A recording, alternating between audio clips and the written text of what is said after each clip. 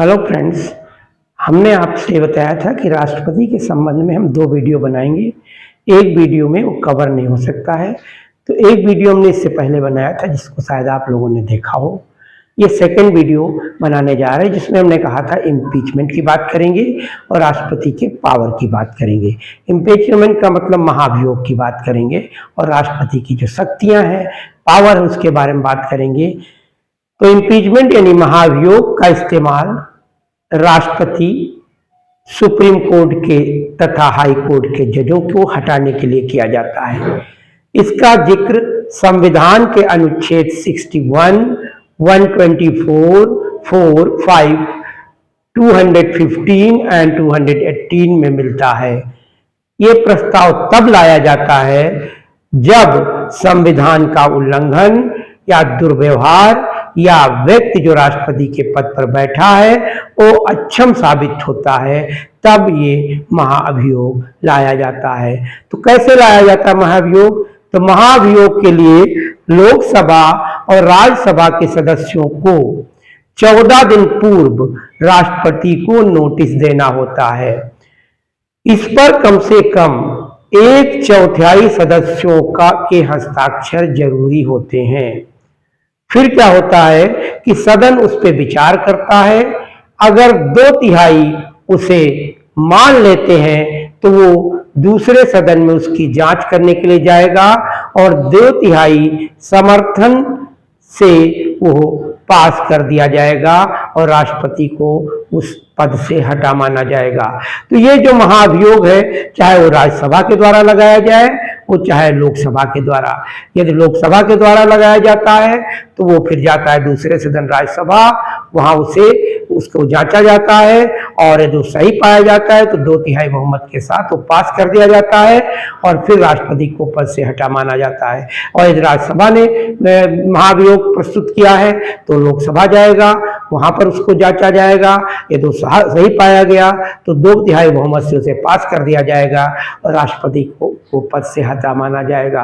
तो ये तो हो गया राष्ट्रपति के पद से हटाने का महाभियोग यानी इम्पीचमेंट। ठीक है, अब बात करेंगे उसके पावर की। तो यहां पर आप देख रहे हो पावर ऑफ प्रेसिडेंट की बात है।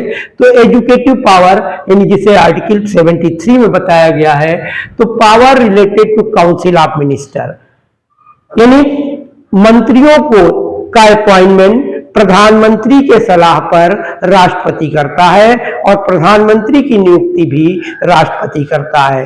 The appointment of prime minister and other minister, इनका अपॉइंटमेंट राष्ट्रपति करता है, लेकिन मंत्रियों का जो अपॉइंटमेंट है वो प्रधानमंत्री की सलाह पर करता है। मिलिट्री पावर में president is the supreme commander of arm force यानी कि ये मिलिट्री का सुप्रीम कमांडर होता है और ये तीनों सेना के अध्यक्षों की नियुक्ति करता है यानी अपॉइंटमेंट करता है। नेवी के यानी थल सेनाध्यक्ष, जल सेनाध्यक्ष और नभ सेनाध्यक्ष यानी आर्मी, नेवी एंड एयरफोर्स के चीफ का अपॉइंटमेंट प्रेसिडेंट करता है यानी president appoint the chief of army, navy and air force. ठीक है, the president can declare war and conclude peace subject to parliament approval यानी कि ये वार और पीस, युद्ध के समय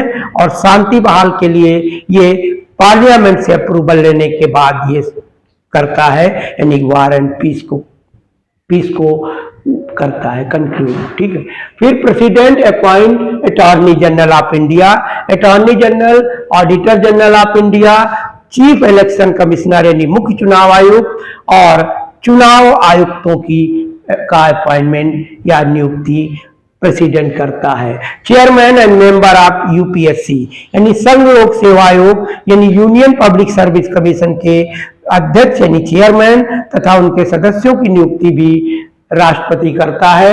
गवर्नर ऑफ स्टेट यानी राज्यों के गवर्नर यानी राज्यपालों की नियुक्ति भी राष्ट्रपति करता है। Chairman of and member of the finance commission यानी फाइनेंस कमीशन यानी वित्त आयोग के चेयरमैन की नियुक्ति भी राष्ट्रपति करता है। कमीशन फॉर SC/ST के कमीशन की अपॉइंटमेंट भी कौन करता है? राष्ट्रपति करता है। सुप्रीम कोर्ट और हाई कोर्ट के जजों की नियुक्ति भी राष्ट्रपति करता है।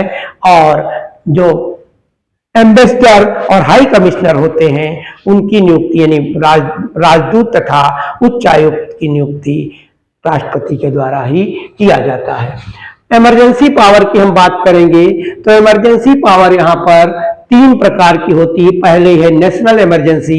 नेशनल इमरजेंसी राष्ट्रीय आपातकाल, तो इसमें क्या है? आर्टिकल 352 के अंतर्गत है।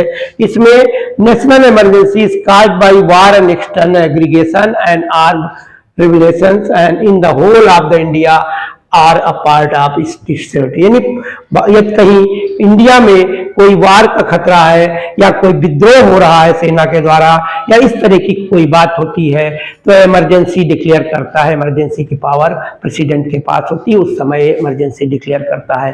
प्रेसिडेंट क्या करता है कि रिटर्न रिक्वेस्ट करता है कैबिनेट से इमरजेंसी डिक्लेयर करने के लिए।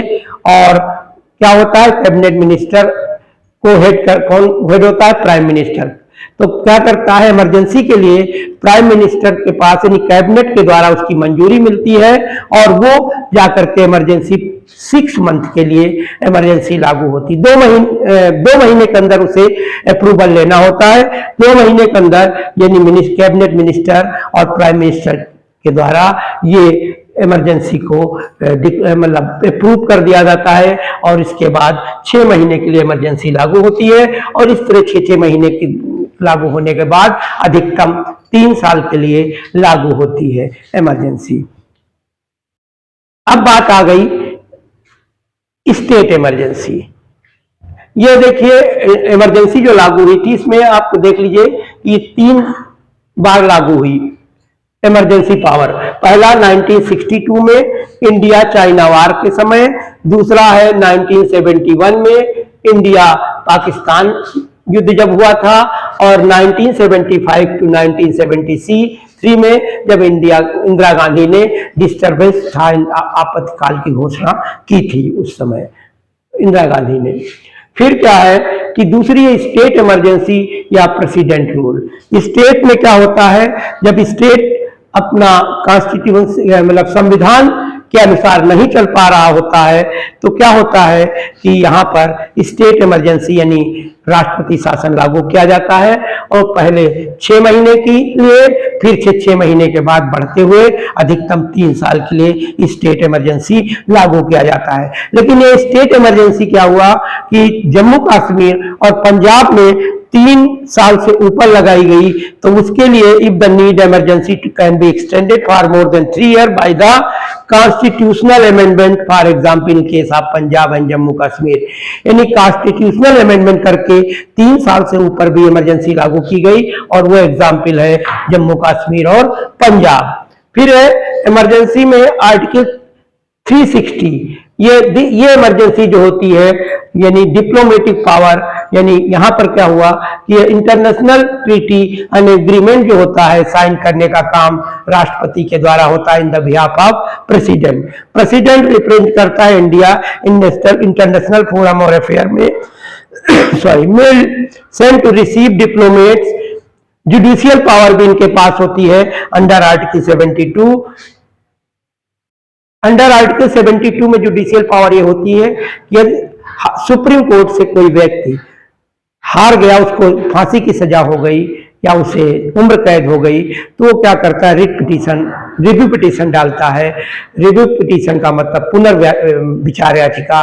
उसके बाद भी पुनर्विचार याचिका रद्द कर दी गई है सुप्रीम कोर्ट के द्वारा और व्यक्ति को फांसी या उम्र कैद की सजा हुई या कोई भी सजा हुई तो क्या होता है? वो लास्ट में क्षमा याचना के लिए राष्ट्रपति के पास वो भेजता है याचिका और राष्ट्रपति के पास एक पावर होती है कि यदि वो चाहे तो उम्र कैद को क्षमा कर सकता है, छोड़ सकता है, वो चाहे तो फांसी की सजा को भी माफ करता है। तो ये पावर राष्ट्रपति के पास होती है, judicial power under article 72 the president right to grant pardon. ठीक है, अब बात आई कि राष्ट्रपति एक चीज और यहां बताना चाहेंगे कि 104 यानी 104 संविधान संशोधन अधिनियम 2019 के अंतर्गत एंग्लो इंडियन की जो सीटें दो थी उनका आरक्षण समाप्त कर दिया गया और SC ST यानी शेड्यूल ट्राइब और शेड्यूल कास्ट का आरक्षण 10 साल के लिए और बढ़ा दिया गया।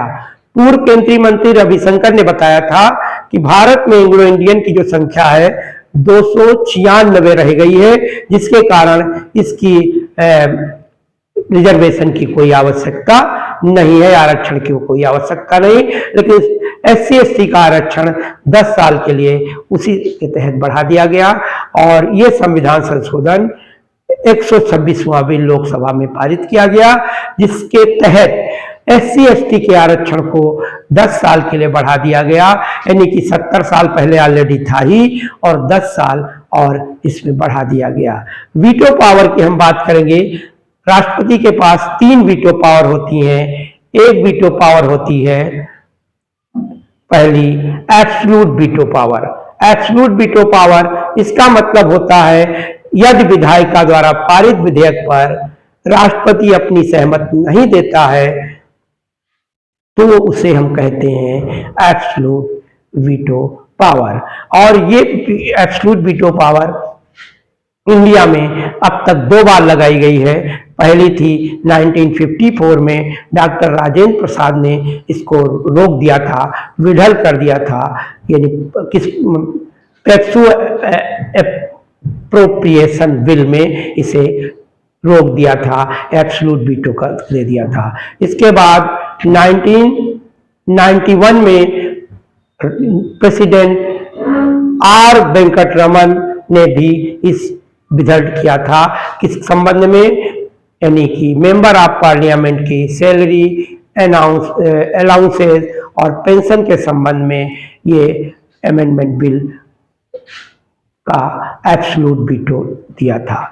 फिर आ जाएगा निलंबन वीटो यानी सस्पेंसिव वीटो। इस वीटो में राष्ट्रपति बिल को खारिज नहीं करता है बल्कि उसे पुनर्विचार के लिए संसद को भेज देता है और संसद यदि दोबारा उस बिल को पास करके राष्ट्रपति के पास भेज देता है तो राष्ट्रपति को उस पर सहमति देना अनिवार्य होता है।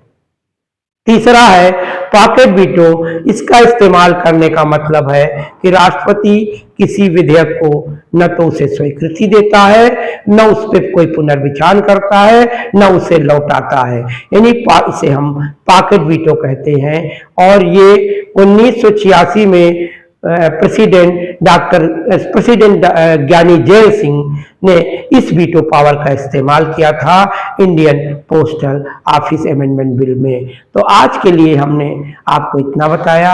आप इसे लाइक करें, कमेंट करें, यदि कोई दिक्कत हो तो आप हमें कमेंट से करके पूछ सकते हैं। धन्यवाद, थैंक यू।